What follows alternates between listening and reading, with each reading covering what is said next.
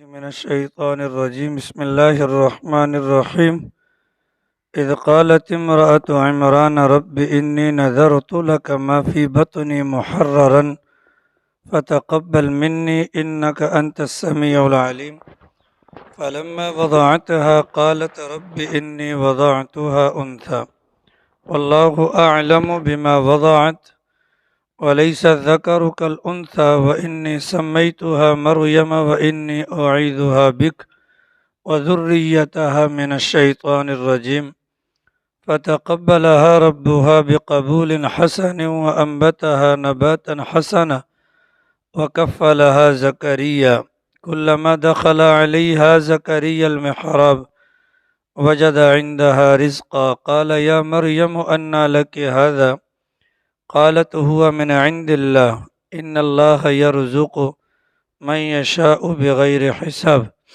سورہ آل عمران مدینہ منورہ کے اندر نازل ہونے والی اس مبارک سورت کی آیت نمبر 37، آیت نمبر 36 اور آیت نمبر 35 کی آپ حضرات کے سامنے تلاوت ہوئی، اور ماقبل کے اندر یہ بات آپ حضرات کے ذہن میں آئی ہوگی کہ اس مبارک سورت کے اندر جو اصل موضوع ہے وہ عیسائی نظریات کے حامل لوگوں کی اصلاح ہے، کیونکہ عیسائی لوگوں کی یہاں اللہ کی ذات کے متعلق ان کا کہنا ہے کہ خدا تین ہیں، ایک اللہ تعالیٰ کی ذات ہے، ایک مائی مریم ہے، اور دوسرے سیدنا عیسیٰ علیہ السلام ہیں۔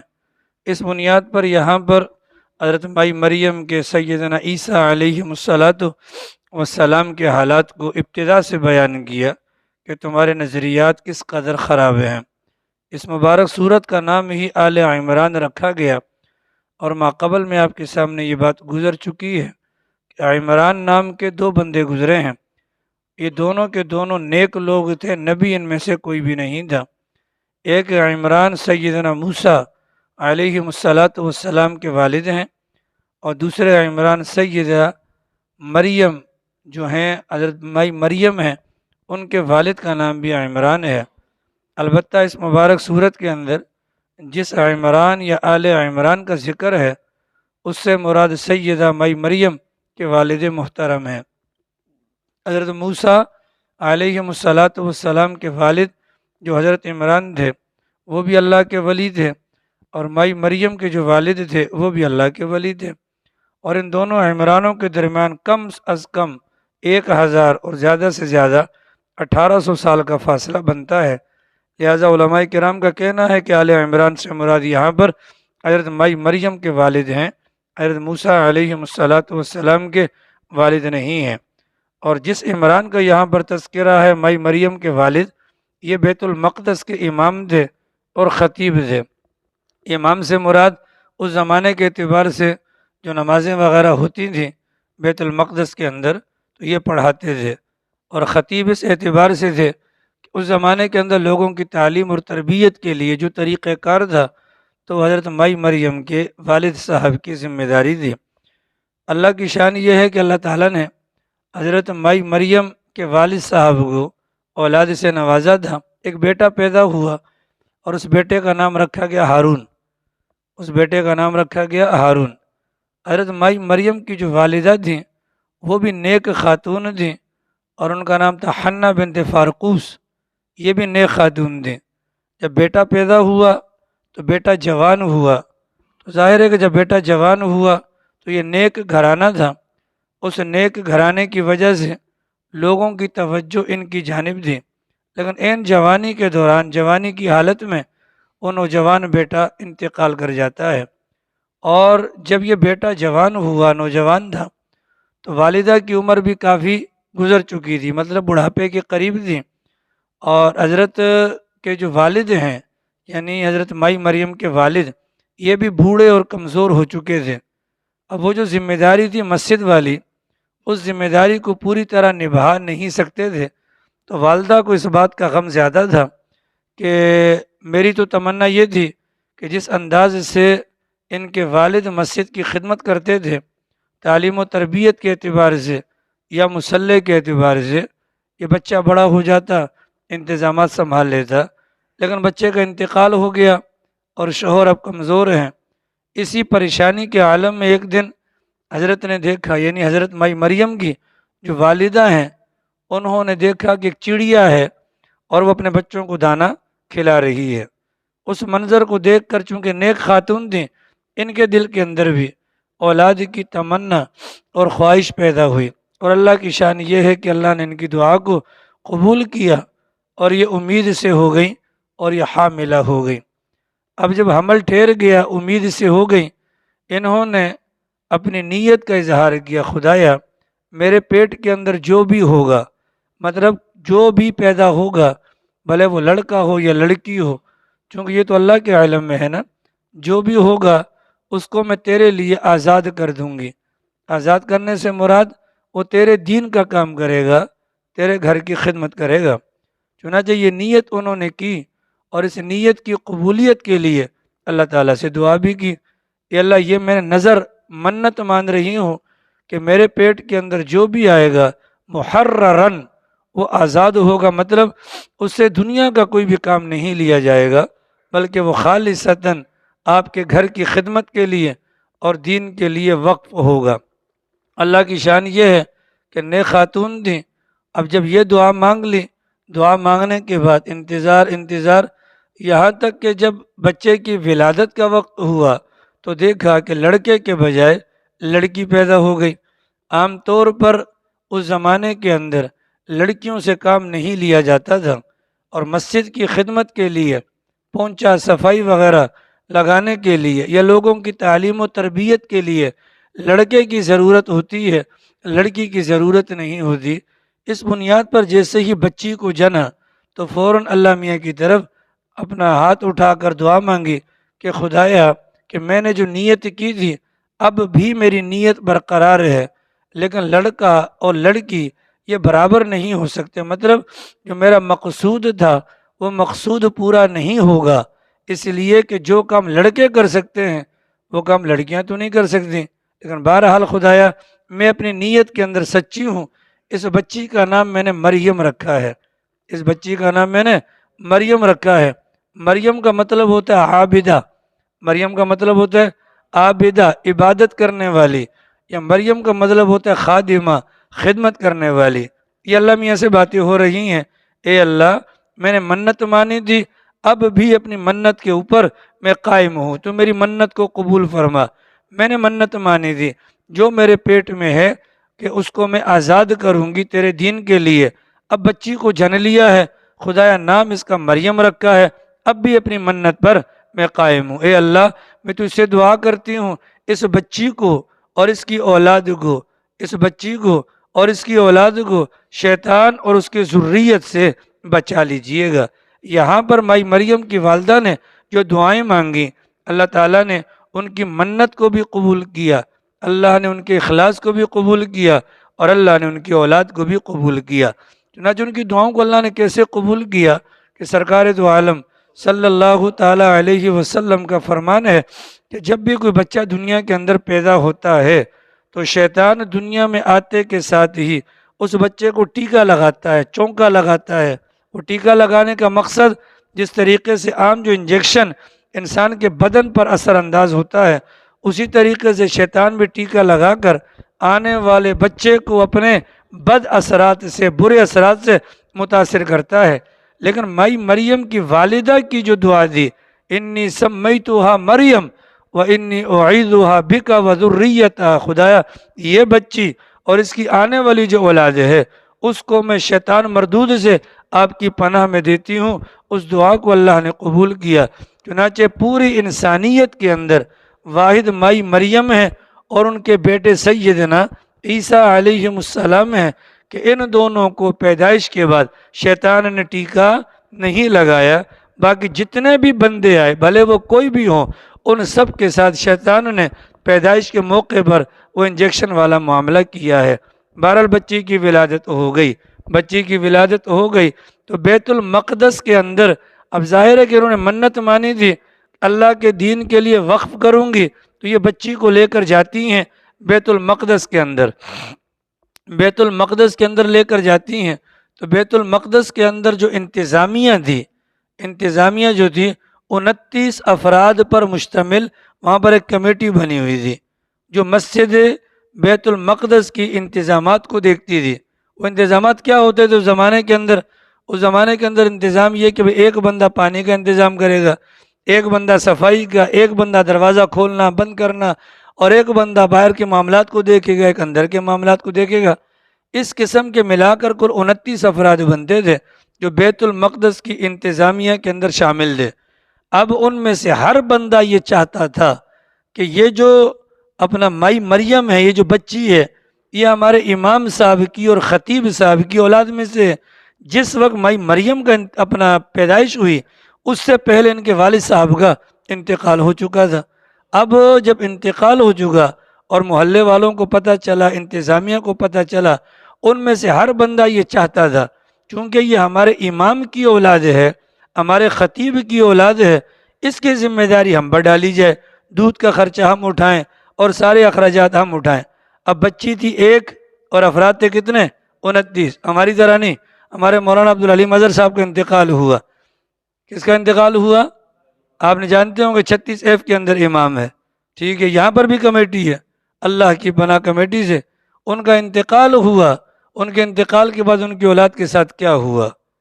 امت محمدیہ کے اندر یہ ہوتا ہے، اور وہاں پر کیا ہوا کہ ہر بندہ یہ چاہتا تھا کہ جی ہمارے امام کی بچی ہے، ہم اس کو لیں گے اور ہم اس کو سنبھالیں گے۔ ایک بات ذہن میں رکھیے گا، ہم میں سے ہر دوسرے بندے کو شوق چڑھتا ہے کہ جی میں مسجد کی کمیٹی میں چلا جاؤں۔ اللہ تعالیٰ کا کروڑا شکر ہے کہ یہاں پر جو دین کا کام آپ ہمارے یہاں دیکھ رہے ہیں نا، تو یہ والا کفر نہیں ہے یہاں پر کمیٹی والا۔ اگر کفر جن مساجد کے اندر آپ جا کر دیکھیں، دیکھو کوئی بھی مولوی یہ نہیں چاہے گا کہ میرے پاس مسلح ہو اور میں دین کا کام نہ کروں، لیکن مصیبت یہ کمیٹی والے جو ہوتے ہیں یہ چھوٹے چھوٹے خدا ہوتے ہیں۔ یہ کون ہوتے ہیں؟ یہ چھوٹے چھوٹے خدا ہوتے ہیں۔ مولوی سوچتا ہے میں اس خدا کو راضی کروں، یہ اس کو راضی، داڑھی منڈے، ہاں ان کو استنجے کا طریقہ نہیں آتا۔ مسجد کا صدر کون ہے جی؟ انگوٹھا چھاپ ہے جی، ٹھیک ہے۔ اس کمیٹی والوں نے امت محمدیہ کی مساجد کو غرق کیا ہے، ویران کرنے کے اندر ان کا ہاتھ ہے۔ یہاں پر بھی لوگ کوششیں کرتے ہیں، ان کی کوششیں ہیں، میں دن رات اللہ سے دعا مانگتا ہوں خدایا جب تک میری حیات ہے اس کمیٹی والی لعنت سے مجھے بچانا۔ یہ کام نہیں کرنے دیتے، بھئی ایک منٹ ذرا یہ صدر صاحب آئیں گے پھر نماز کھڑی کرنا۔ ہاں آج صدر صاحب کی شان کے خلاف آپ نے بیان کر دیا، کیونکہ صدر کی داڑھی نہیں ہے، آپ نے داڑھی پر بیان کیا۔ صدر کی بیوی بے پردہ پھرتی ہے، آپ نے پردے کے متعلق کہہ کر صدر صاحب کی شان میں گستاخی کر دی، ٹھیک ہے۔ پھر دین کا کام نہیں ہوتا۔ یہ کبھی کبھی لوگوں کو کیڑا اچھلتا ہے کہ کمیٹیاں بن جائیں اور ہم کمیٹی کے اندر چلے جائیں۔ اس کیڑے کو وہ ایسی گولی کھلا کر مارا کریں کہ تاکہ وہ وہاں سے نکل جائے، اس لیے کہ دین کا کام نہیں ہوگا۔ سلیم بنساری صاحب آپ لیاری تیسر ٹاؤن کے اندر جائیں، جا کر جائزہ لیں، جہاں پر کمیٹیاں وہاں پر کام نہیں ہوتا۔ یہ کام جیسے ایک گھر کے اندر ایک گھر کا نظام چلانا ہوتا ہے، ایک میاں ہوتا ہے، ایک بیوی ہوتی ہے۔ اگر گھر کا نظام چلانا ہے تو یا میاں کی چلے گی یا بیوی کی چلے گی تو گھر کا نظام چلے گا۔ اگر میاں کہے کہ میری چلے اور بیوی کہے کہ میری چلے تو پھر طلاق ہو جاتی ہے، پھر کیا ہو جاتی ہے، ٹھیک ہے۔ تو مسجد کے اندر بھی اگر ایک بندے کی بات چلے گی، آپ ذمہ داریاں دے دو، آپ ذمہ داریاں دے دو۔ کیا خیال ہے عمران بھائی؟ ہاں آپ کے گھر ہیں، ہم نے کبھی آپ سے کہا ہے کہ یار آپ گھر کے اندر ہمیں بھی شریک کر لو؟ اللہ نے اگر آپ کو کوئی ذمہ داری دی ہے، ہم نے کبھی آپ سے مانگا ہے؟ نہیں مانگا نا۔ تو مسجد میں انسانوں کی طرح آ کر نماز پڑھا کریں، نیت نہ خراب کیا کریں اگر یار مجھے وقت مل گیا تو میں یہاں پر کمیٹی میں گھس جاؤں۔ اللہ کا کروڑا شکر ہے۔ یہ جو آپ شکل دیکھ رہے ہیں یہ ہمیں تو محسوس نہیں ہوتا، لیکن جب باہر کا کوئی بندہ یہاں بیان کرنے آتا ہے اور باہر کا کوئی بندہ جب یہاں پر نماز پڑھانے کے لیے آتا ہے، خدا کی قسم جاتے ہوئے بعد میں کہتا ہے بڑا سکون آیا اس مجمع کو دیکھ کر، اس مصلی پر کھڑا ہو کر۔ اس کی بنیادی وجہ کیا ہے؟ یہ فتنہ نہیں ہے، یہ کیا نہیں ہے، یہ بہت بڑا فتنہ ہے۔ اس فتنے کو معمولی فتنہ نہ سمجھے۔ نام کیا ہوتا ہے جی؟ ہم کام کریں گے۔ بھائی تم نے کام کرنا ہے، اس کے لیے کمیٹی میں گھسنا لازمی ہے۔ ہم تنخواہ کا انتظام کریں گے، تو تم نے تنخواہ کون سی اپنی جیب سے دینی ہے؟ محلے سے دینی ہے۔ کس سے دینی ہے؟ محلے سے دینی ہے۔ اب کمیٹی والے اللہ تعالیٰ کی پناہ، مطلب میں تو روزانہ کی بنیاد پر اللہ سے پناہ مانگتا ہوں، خدا اس طبقے سے، لعنتی طبقے سے اللہ کی ذات چھڑائے۔ کہ جو نام کے لیے جی میں کون ہوں جی، مکی مسجد کا صدر ہوں جی، ہاں اچھا جی ذرا سورہ فاتحہ سنا، یار وہ تو نہیں آتی۔ میں پنڈی کے اندر گیا راجہ بازار میں، اتنی بڑی مسجد تھی، شاید کہ ہماری پوری مسجد میں اندر والے ہال میں اتنے بندے نہ آتے ہوں کہ جتنے ان کی مسجد کی پہلی صف کے اندر آتے ہوں، اتنی بڑی مسجد، اور اوپر باقاعدہ مستورات کا انتظام، اور وہاں کا جو مسجد کا صدر ہے داڑھی منڈا، مسجد کا صدر کون ہے؟ داڑھی منڈا، مولانا عبد الکریم نقشبندی صاحب وہاں کے امام ہوتے تھے اور بڑے بزرگ تھے، اور امام کون ہے جی؟ داڑھی منڈا۔ ہم جس دن گئے تھے اس دن بھی داڑھی منڈا کی آمد کے بغیر نماز نہیں، اس کو مصلی کے مؤذن کے برابر میں کھڑا کیا گیا۔ اب اگر امام کو غلطی ہو جائے تو امام پیچھے والوں کو آگے کرے گا، پیچھے صدر صاحب تو ماشاءاللہ ٹک ٹک پہلا بلیٹ کرتا ہے، چھن دوسرا چھن، چھا چھا چھا چھا، وہ امام امامت کرے گا؟ آ رہی سمجھ میں؟ اپنی اوقات کے اندر رہا کریں لوگ۔ اب وہاں پر مولانا عبدالعلیم اظہر صاحب کا انتقال ہوا، 12 13 22 سال اس جوان نے خدمت کی، اس کے جانے کے بعد اولاد کے ساتھ کیا کیا؟ خدا کی قسم یہ قرآن میرے سر پر ہے، ان کی نسلوں کو اللہ کبھی آباد نہیں کرے گا، یہ لکھوا لو آپ مجھ سے، یہ لکھوا لو۔ یہ مولوی طبقہ اتنا عجیب و غریب ہے، دیکھو اس مصلی پر سب سے پہلے رسول اللہ آ کر کھڑے ہوئے تھے، جب اللہ نے رسول اللہ کو اٹھایا اس کے بعد ان کے والیان وارثان کو اللہ نے یہاں پر کھڑا کیا۔ اس مخلوق کو تنگ نہ کیا کریں، ہمیں باہر کے حالات ملتے ہیں، بیچارے مولویوں کے بہت برے حالات ہیں، بہت برے حالات ہیں، اور اس کے بنیادی وجہ ہر بندہ یہ چاہتا ہے یہ منافق قوم یہاں پر آباد ہے، ہاں ان کے پیچھے لگیں، بعد میں کیا کہتے ہیں؟ اللہ کی پناہ 14ویں صدی کے مولوی سے۔ بھائی تو مولویوں کو موقع تو دو کام کرنے کا، ان کو آزاد ہونے کا موقع تو دو، پھر اگر وہ غلط کام کرے تو پھر آپ کہیے گا۔ آ رہی سمجھ میں؟ تو یہ زمانہ تھا وہ والا کہ جب انسانیت ہی صحیح یہیں پر ہے۔ آپ تو بیت المقدس ہی پہنچ گئے، وہ 29 بندے تھے، اگر آپ وہاں چلے جائیں گے 30 ہو جائیں گے۔ 29 بندے تھے، کتنے تھے؟ 29 بندے تھے، ہر ایک بندہ یہ چاہتا تھا۔ اللہ کی شان، حضرت زکریا علیہ السلام بھی اس مسجد یعنی بیت المقدس کی انتظامیہ کے اندر شامل تھے، نبی تھے، یہ بھی وہاں پر شامل تھے۔ حضرت زکریا بھی چاہتے تھے کہ یہ بیٹی یعنی کہ مریم یہ ہمیں مل جائے، میں انتظام کر لوں۔ اللہ کی شان، مائی مریم کا اور حضرت زکریا کا آپس میں رشتہ خالو اور بھانجی والا تھا۔ حضرت مائی مریم کی والدہ کا نام تھا حنہ بنت فارقوس، اور مائی مریم کے اپنا حضرت زکریا کے نکاح میں جو عورت تھی اس کا نام تھا عیشا بنت فارقوس۔ یہ گویا کہ آپس میں دونوں بہنیں۔ تو شریعت کا حکم یہ ہے کہ اگر ماں نہ ہو تو پھر درجہ کس کا ہے؟ خالہ کا ہوتا ہے۔ سرکار دو عالم صلی اللہ علیہ وسلم سن 6 ہجری میں جب عمرۃ القضاء کے لیے 7 ہجری میں عمرۃ القضاء کے لیے گئے تو حضرت حمزہ کی بچی وہاں پر تھی۔ حضرت حمزہ کی بچی چپک گئی ساتھ میں کہ چاچو میں بھی ساتھ جاؤں گی۔ اب حضرت حمزہ کی بچی کو لینے کے لیے 3 امیدوار کھڑے ہو گئے، ایک حضرت علی تھے کہ میں لے لیتا ہوں، ایک حضرت زید تھے کہ میں لے لیتا ہوں، ایک حضرت جعفر تھے، انہوں نے کہا میں لے لیتا ہوں۔ اللہ کے نبی علیہ السلام نے اس بچی کا فیصلہ حضرت جعفر کے حق میں کیا۔ وجہ حضرت جعفر کی بیگم اور حضرت حمزہ کی بیگم آپس میں بہنیں تھیں، تو پیغمبر نے فرمایا کہ خالہ ماں کے درجے میں ہوتی ہے، لہٰذا وہاں پر بھی یہی ہوا۔ ہونا تو یہی چاہیے تھا کہ حضرت زکریا کو دے دیتے، لیکن 29 بندے 28 بندے اور بھی تھے، ایک حضرت زکریا تھے، وہ سب چاہتے تھے کیا کریں کیا کریں۔ نتیجہ کیا ہوا؟ چلو جی قرآن اندازی کر لیتے ہیں۔ کیا کرتے ہیں؟ قرآن اندازی کرتے ہیں۔ قرآن اندازی کے لیے طریقہ کار کیا اپنایا گیا؟ اردن کے قریب ایک نہر تھی، اردن کے قریب ایک نہر تھی، اس نہر کے اندر پانی بہت تیز بہتا تھا۔ اب یہ جو بندے تھے 29 بندے جو چاہتے تھے بچی کو لینا، یہ سارے پڑھے لکھے تھے۔ کیوں؟ اس لیے کہ ان سب کے پاس قلم پکڑا ہوا تھا، قلم، ٹھیک ہے۔ قرآن اندازی کے اندر طے یہ پایا یہ نہر کا پانی جا رہا ہے، یہ نہر کا پانی، اپنے اپنے قلم اس کے اندر ڈال دیتے ہیں، جس کا قلم پانی کے ساتھ بہہ گیا وہ ریس سے باہر ہو جائے گا، اور جس کا قلم رک گیا بچی اس کے حوالے ہو جائے گی، ٹھیک ہے۔ ایک قول یہ ملتا ہے۔ دوسرا قول یہ ملتا ہے، انہوں نے کہا اس اردن والی نہر کے اندر جہاں سے پانی آ رہا ہے وہاں پر قلم ڈالیں گے، جس کا قلم بہنے والی سائڈ پر چل پڑا اس کو بچی دے دیں گے، اور جس کا آگے کی طرف چلا گیا اس کو بچی کی دوڑ سے باہر کر دیں گے۔ چنانچہ اس پر فیصلہ ہوا، سب نے اپنے اپنے قلموں پر نشانیاں لگائیں اور نہر کے اندر ڈال دیا۔ چنانچہ 28 بندوں کے قلم بہہ گئے اور سیدنا زکریا علیہ السلام کا جو قلم تھا وہ وہاں پر رک گیا۔ لہذا قرآن اندازی کے اندر حضرت کا نام آ گیا اور مائی مریم کو حضرت زکریا کے حوالے کر دیا گیا۔ حضرت کی والدہ جو تھی مائی مریم کی، انہوں نے یہ دعا بھی کی تھی نا، انہوں نے کہا تھا خدایا تو اس کو قبول بھی کرنا، وَأَنبَتَهَا نَبَاتًا حَسَنًا، اللہ بہترین انداز سے اس کی پرورش کرنا۔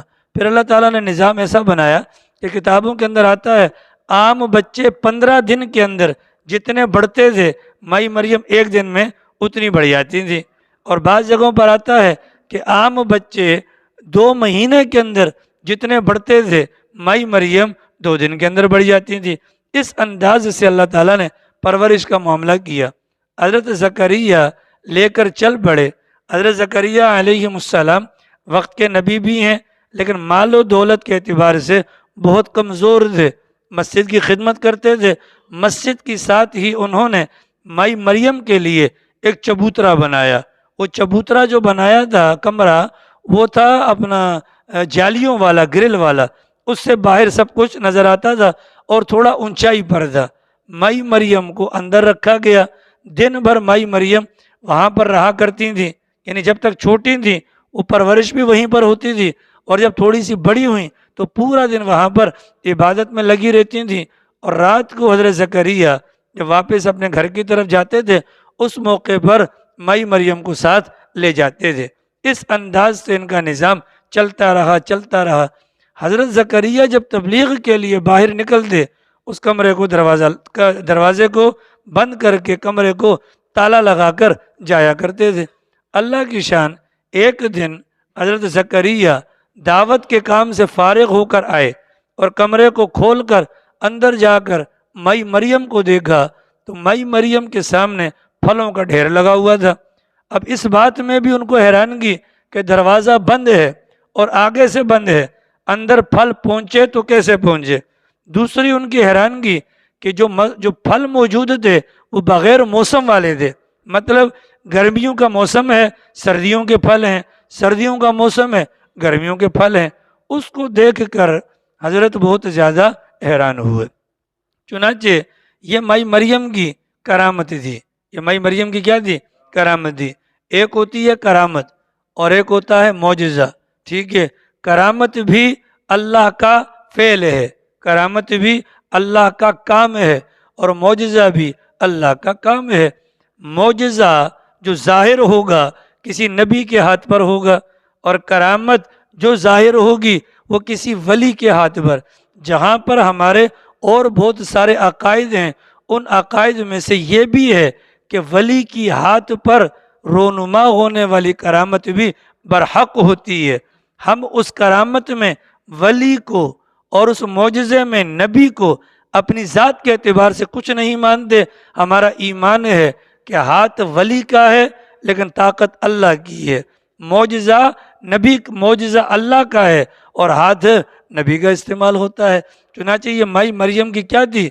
یہ کرامت تھی۔ یہ کیا تھی؟ کرامت تھی۔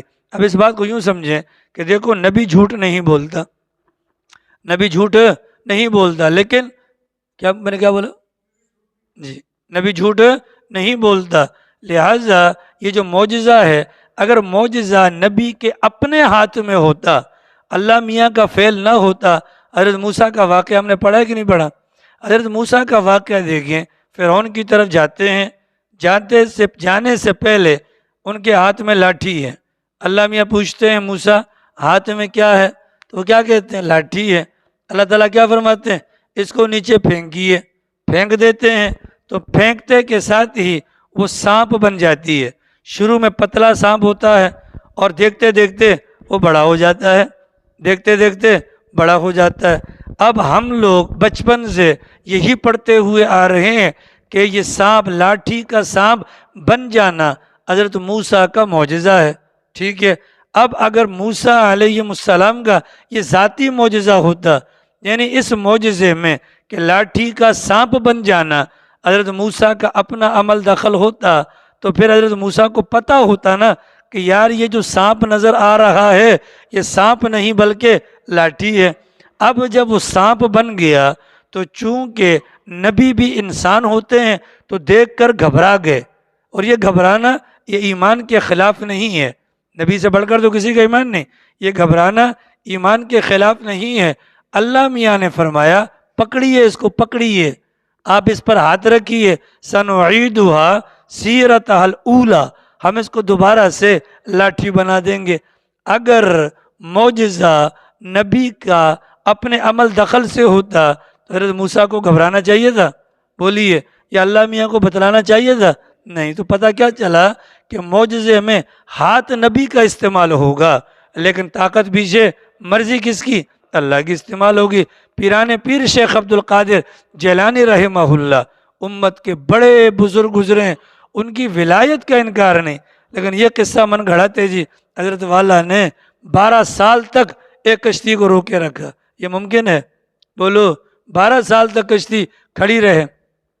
آج وہ صاحب نہیں آئے، نام لینا مناسب نہیں ہے، ٹھیک ہے، اس نے ایک مرتبہ مجھے کہا، ہنسی تو میری نکلی لیکن بول بھی نہیں سکتا تھا کیوں صاحب لوگ ہیں، اس نے کہا کہ وہاں پر اسلام آباد میں ایک جگہ کا نام لیا کہ وہاں پر جو بزرگ تھے وہ پتہ نہیں ساری زندگی ننگے ہو کر بیٹھے رہے، کیسے؟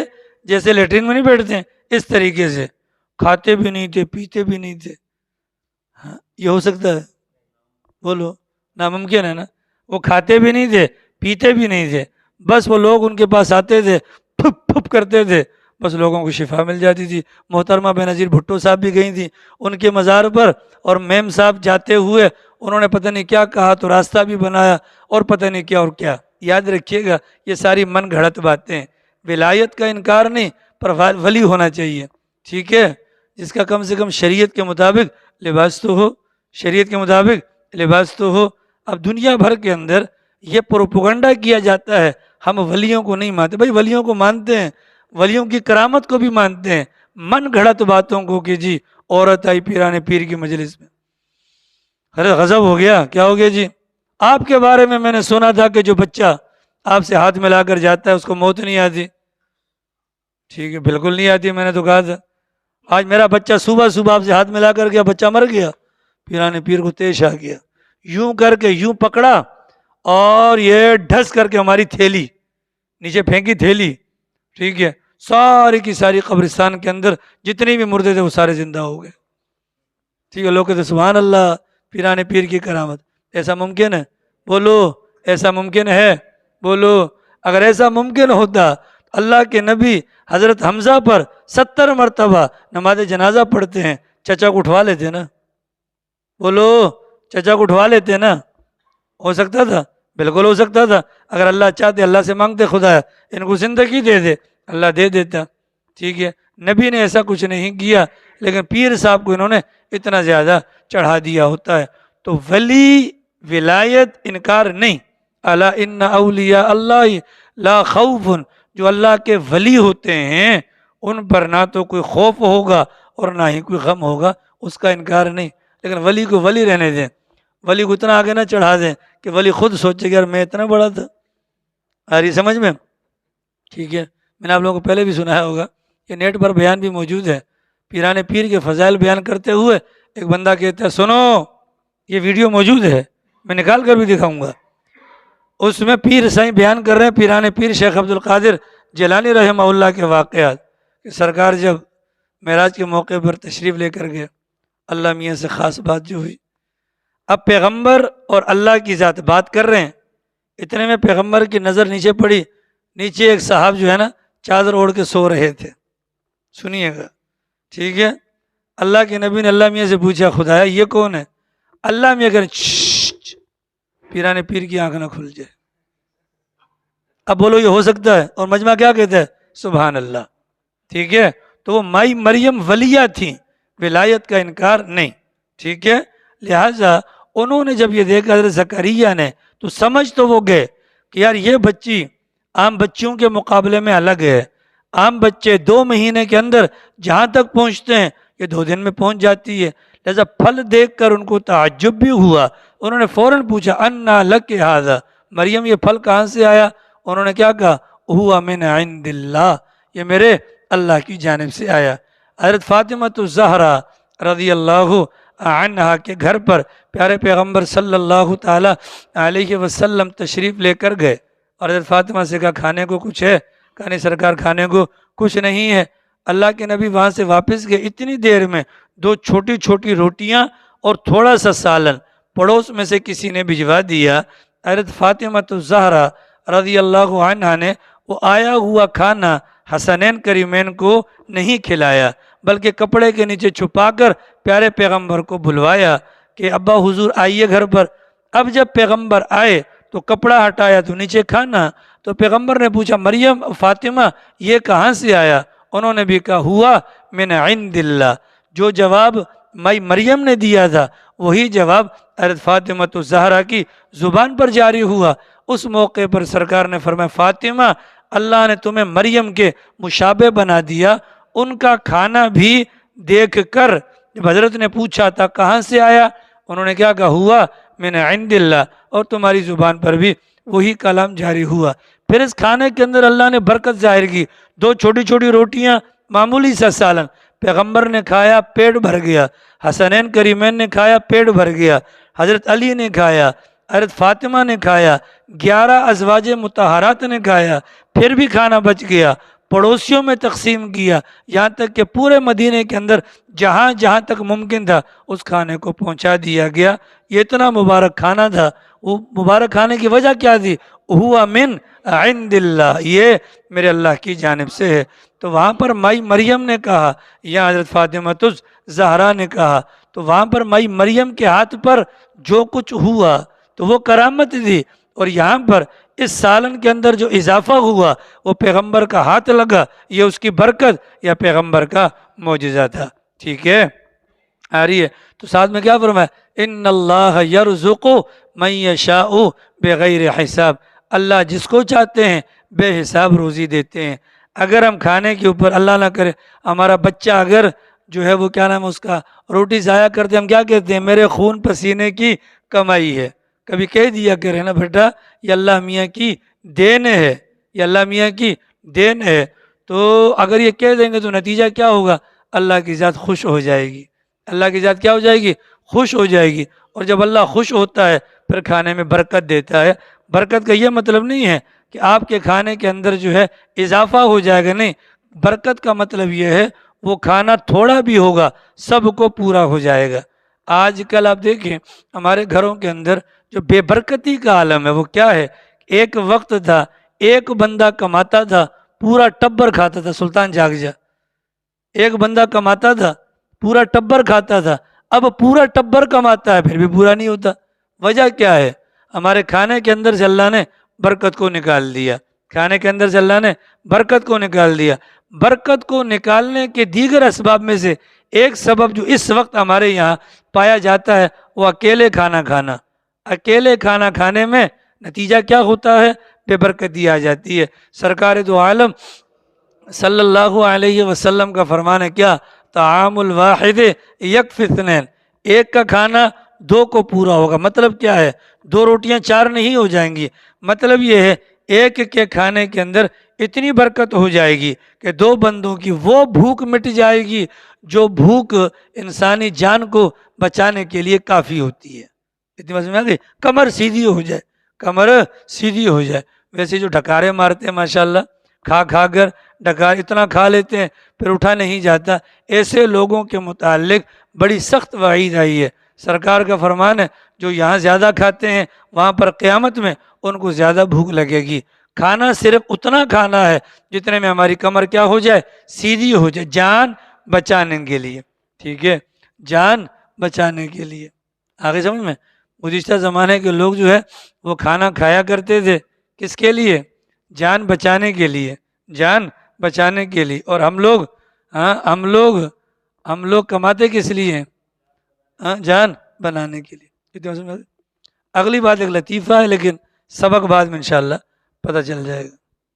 جنگل ہے، جنگل، ادھر سے شیر آ رہا ہے، ادھر سے شیر آ رہا ہے اور سامنے سے کتا آ رہا ہے، ادھر سے شیر آ رہا ہے اور سامنے سے کتا آ رہا ہے۔ اب کتے کو پتہ ہے کہ شیر خطرناک ہے، یہ مجھے چیر پھاڑ دے گا، لہٰذا کتا پریشان ہو، آگے جاتا ہوں تو موت، پلٹتا ہوں تو موت، درخت پہ چڑھ نہیں سکتا، کروں تو کیا کروں؟ کتے نے چال چلی، کتے نے چال چلی، کتا شیر کی طرف پیٹھ کر کے بیٹھ گیا، دو چار ہڈیاں اپنے سامنے رکھ کر، اور آہستہ آہستہ گنگنانے لگا کہ چلو نیا شکار آ رہا ہے، پچھلا شیر بھی آیا تھا، اس کو میں نے کھا کر اس کی ہڈیاں بھی ختم کرنے ہی والا تھا، اللہ نے دوسرا شکار بھجوا دیا، گنگنا رہا ہے۔ جب آنے والے شیر نے یہ سنا نا کہ یار مجھ سے پہلے بھی کوئی شیر آیا تھا اور یہ ظالم اس کی ہڈیاں چبا رہا ہے، میری تو خیر نہیں ہے، الٹے قدموں وہ بھاگا۔ اوپر سے بندر دیکھ رہا تھا کہ یہ سب ٹوپیاں بازیاں ہیں، تو بندر فوراً گیا شیر کے پاس اور شیر کو جا کر کہا کہ تمہارے ڈر کی وجہ سے اس نے یہ چال چلی ہے۔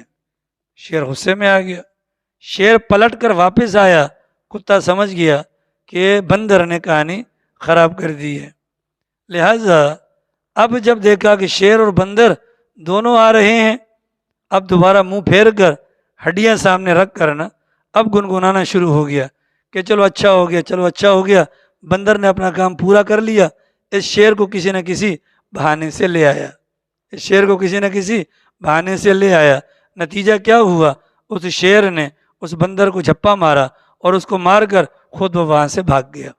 یہ واقعہ سنانے کا مقصد کیا ہے کہ یہ جو کتا تھا نا، کتا اس موقع پر اس کے سامنے دو راستے تھے، یا تو یہ مر جاتا، ہمت ہار کے بیٹھ جاتا، اور دوسرا طریقہ کیا ہے، اپنے پاس جو موجودہ طاقت تھی، دماغ تھا، اس کو استعمال کیا، نتیجہ کیا ہوا، اس کو فائدہ ہو گیا۔ یہی معاملہ ہماری روزی کا ہے، یہی معاملہ ہماری روزی کا ہے۔ جو روزی ہمارے پاس آتی ہے، اس روزی کے متعلق اگر ہم اپنے دل کو، دماغ کو، بچوں کو اگر یہ بات بتلاتے رہیں گے، کیا یہ اللہ کی جانب سے، یہ اللہ کی جانب، اتنا تو کر سکتے ہیں، نتیجہ کیا ہوگا کہ یہ بچے انشاءاللہ بن جائیں گے۔ ہم رات کو بچوں کو سلاتے ہیں سو جاؤ، صبح مدرسے نہیں جانا، صبح اسکول نہیں جانا۔ جس دن ہماری مائیں اور ہمارے والدین، گھر کے افراد بڑے بچوں کو یہ کہہ کر سلائیں گے جلدی سو جاؤ، صبح نماز کے لیے اٹھنا ہے، انشاءاللہ اس دن کیا ہوگا؟ ترقی آ جائے گی۔ آ رہی سمجھ میں؟ ترجمہ دیکھیں جی، فرماتے ہیں اذ قالت امرأۃ عمران رب، اس وقت کو یاد کریں جب عورت، عمران کی عورت مطلب عمران کی بیگم نے کہا رب، اے میرے رب، انی نذرت لک، میں نے تیرے لیے منت مانی ہے۔ یہ منت ہم بھی مانگ سکتے ہیں، خدایا اگر میرے یہاں بیٹا پیدا ہو گیا، میں اس کو دین کے لیے وقف کر دوں گا، عالم بنا دوں گا، ہاں عالم بنا دوں گا۔ اور ہمارے یہاں ہوتا عام طور پہ کیا ہے کہ ہمارا جو بچہ اسکول میں نہ چل پاتا ہو نا، ہم اس کو مدرسے میں ڈال دیتے ہیں، یہ غلط ہے، ٹھیک ہے۔ اور پھر مدرسے والوں کا جگرا دیکھیں اللہ کے فضل سے کہ وہ لولے، لنگڑے، کالے، ٹگنے، ٹیڑھی ٹانگوں والے، ناک بہنے والوں کو اتنا محنت کرتے ہیں کہ اللہ کے فضل سے وہ جید عالم دین بنتا ہے، ٹھیک ہے۔ ایک بندے کے چار بیٹے تھے، ایک کو انجینئر بنایا، ایک کو ڈاکٹر بنایا، ایک کو بینکر بنایا، اور ایک جو بالکل لولا لنگڑا تھا اس کو مولوی بنایا، ٹھیک ہے۔ کسی نے پوچھ لیا بیٹے کہ ایک بینکر ہے، ایک وہ ہے، کہا یہ مولوی، ایک چوتھا کہا یہ مولوی ہے، ٹھیک ہے۔ تو کہ ظالم کو گھر سے نکالو، اس کو تو جیب سے کھلانا پڑتا ہوگا۔ اس باپ نے ٹھنڈی آہ بھر کر کہا کہ گھر کا راشن اللہ اسی مولوی کے ذریعے سے چلاتا ہے، باقی کوئی بھی لا کر نہیں دیتا۔ سمجھ میں آ گئی؟ مولانا اشرف علی صاحب تھانوی کے بڑے بھائی کا نام کیا تھا؟ اکبر علی، کیا نام تھا؟ اور مولانا کا نام کیا تھا؟ ٹھیک ہے۔ والد صاحب کا انتقال ہو گیا، ماموں کی پرورش میں چلے گئے، اکبر علی کو کالج میں داخل کر دیا، اور ماں نے اشرف علی کو مدرسے میں داخل کر دیا۔ ماموں کو پتہ چلا، ماموں غصہ ہو گئے، تم بوڑھی ہو جاؤ گی، شوہر کا سہارا ویسے بھی نہیں، ہم کب تک تمہیں دیکھیں گے؟ مدرسے میں لگا دیا، زکوٰۃ کا پیسہ کھائے گا، روٹیاں کھائے گا، یہ تمہیں کہاں سے پالے گا؟ اسکول میں لگاؤ، کوئی ہنر سیکھے، فن سیکھے۔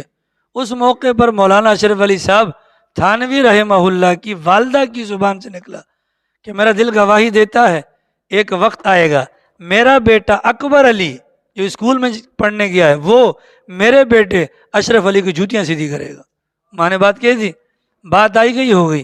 میرٹھ کے اندر کوئی بہت بڑا جلسہ تھا، مہمان خصوصی تھے حضرت مولانا اشرف علی صاحب تھانوی رحمۃ اللہ علیہ، اور سامنے جو مجمع تھا ان میں مولانا کے بڑے بھائی اکبر علی بھی بیٹھے ہوئے تھے۔ مولانا جب بیان کر کے اسٹیج سے اترے تو جوتیاں نیچے رکھی ہوئی تھی، ایک بندہ سوٹڈ بوٹڈ وہاں سے اٹھ کر آیا اور مولانا کی جوتیاں سیدھی کی۔ مولانا تھانوی صاحب رحمۃ اللہ علیہ نے چیخ ماری اور فرمایا کہ میری ماں نے اس وقت جو کہا تھا ایک وقت آئے گا میرا بیٹا اکبر علی اشرف علی کی جوتیاں سیدھی کرے گا، اللہ نے آج اس بات کو پورا کر دیا۔ آ رہی سمجھ میں؟ تو ہم بھی وقف کر دیں، نیت تو کر لیں، نیت تو کر لیں کہ یار ہم اپنی اولاد کو دین کے لیے وقف کریں گے۔ یہ جو دوپہر کو بچے مدرسے جاتے ہیں یہ دین نہیں ہے، یہ دین کا مذاق ہے، انتہائی معذرت۔ جو کہتے ہیں نا ماشاءاللہ جی میرا بچہ ٹیوشن بھی پڑھتا ہے، مدرسے بھی جاتا ہے اور اسکول بھی جاتا ہے، وہ بچے کبھی بھی کامیاب نہیں ہوتے۔ فرمایا انی نذرت لک، میں نے آپ کے لیے منت مانی ہے، ما فی بطنی، جو کچھ میرے پیٹ میں ہے، محررن، وہ آزاد ہے، مطلب دنیاوی مشاغل سے آزاد ہے۔ فتقبل منی، خدایا تو میری اس منت کو قبول فرما، انکا، بلا شبہ تیری ذات، انت السمیع، سننے والی ہے میری اس دعا کو، العلیم، جاننے والی ہے میرے خلوص نیت کو۔ فلما وضعتها، جب ولادت کا معاملہ ہوا، قالت، تو مائی مریم کی والدہ حنہ بنت فارقوس کہنے لگی، رب، اے میرے رب، انی وضعتها انثی، یہ تو میں نے لڑکی جن لی، مسجد کی خدمت کروانی ہے، ٹھیک ہے، میں نے لڑکی جن لی، واللہ اعلم بما وضعت، ساتھ میں یہ بھی کہا اللہ خوب جانتا ہے کہ اللہ خوب جانتا ہے کہ کیا جنا، لیکن ساتھ میں پھر بھی اپنی دل کی تسلی کے لیے وَلَيْسَ الذَّكَرُ كَالْأُنثَىٰ، خدایا لڑکا اور لڑکی لڑکے کی طرح نہیں ہو سکتی۔ اللہ جی وَإِنِّي سَمَّيْتُهَا مریم، میں نے اس کا نام مریم رکھا ہے۔ کیا رکھا ہے؟ اس سے پتہ چلا اگر باپ موجود نہ ہو ماں نام رکھ سکتی ہے۔